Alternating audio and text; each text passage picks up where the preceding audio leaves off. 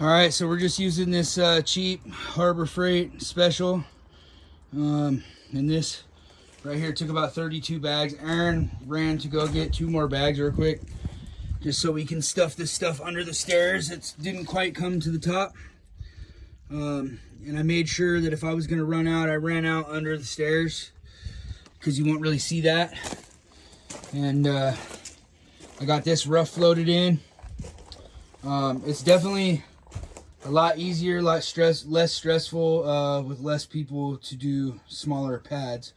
But the next move is to take our color, which I'm gonna do this dark charcoal gray, and I'm gonna hit it with a little bit of white, and I'm gonna do about 70% coverage, and then I'll let that sit and let the bleed water come to the surface, and then I'll float that in, and then I'll hit it again with another touch up. And then I have an antiquing powder, white powder release.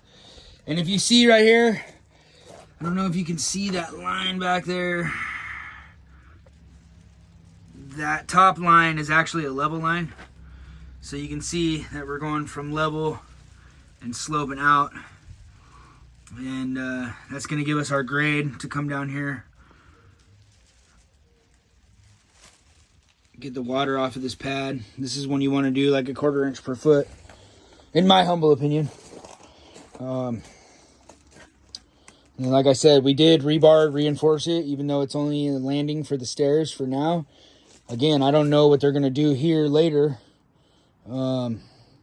for their pad, and with that huge slope, I mean, if it was my house, I'd probably backfill a little bit more, and then I'd want to be able to drive all the way down there instead of being forced to turn around right here to get in and out of my garage. I would pour all the way down the slope and then maybe make some more parking or something down there, or, you know, but that's just me and my ideas.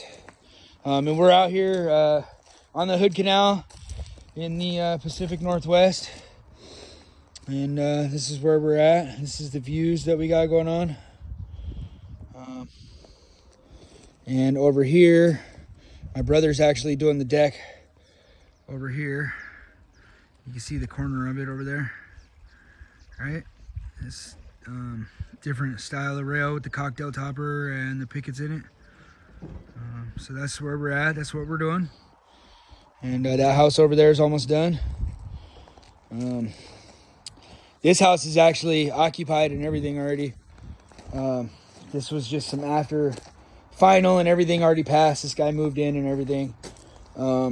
It's just that he was owed a concrete landing, and the weather was really horrible to trying to be poor for a few weeks there, especially doing something semi-fancy, you know, stamped concrete. And we're using the brick form color hardener and the brick form release. And then I have a 12 set. So what I'm gonna do is, once I get the color and everything floated in up there, I have a hand tamper, since this is a smaller pad that we're doing. And the concrete will be soft enough I can just walk on those. But I'll use this textured skin, and that's gonna hit the edges all the way around where I can't get these bigger ones. And these are the semi floppies. See how they're kind of bendable? So these are semi floppies. And I got 2 separate patterns here, because again, it's just a little pad. And that's what I'm working with. But I have a huge set of these now. Like 12 regulars and then 3 random. I think I got 4, 4, and 4 of the blue, red, and yellow of the hard ones. And then I got 1 of each of these soft ones. And then I got that textured mat. Here's the brick form antiquing release powder that we're using. And the antiquing in the brick form usually has the blue lid, and the color hardener usually has the red lid. Anyways, that's where we're at. We hand poured this concrete. It's going to take a little while to start setting up to get to the right point. So I'm kind of just prepping out my stuff, and I'm just using basic hand tools on this one. It's a little pad, I could reach it. So I'm just hand floating it out. It'll be all right. I'll get another video here in a little bit as we go forward.